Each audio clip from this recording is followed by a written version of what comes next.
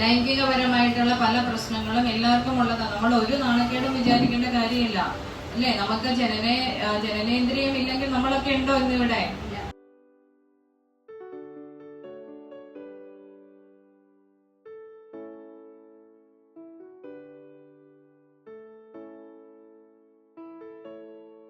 അപ്പൊ ഇന്ന് നമുക്ക് ഞാൻ പറഞ്ഞിട്ടുണ്ട്, നമ്മുടെ മെഡിസിൻസിൽ ചോർണങ്ങളുണ്ട്, അതേപോലെ കൃതങ്ങളുണ്ട്, പിന്നെ ടാബ്ലറ്റുകളുണ്ട്, കഷായങ്ങളുണ്ട്, കുഴമ്പുകളുണ്ട്, തൈലങ്ങളുണ്ട്, പൊടികൾ, അതാണ് ചൂർണം അല്ലെ. അങ്ങനെ ഒരുപാട് രീതിയിലുള്ള മെഡിസിൻസും ഉണ്ട്. അപ്പൊ നമുക്ക് ഇന്ന് ഒരു ചൂർണം പരിചയപ്പെടാം.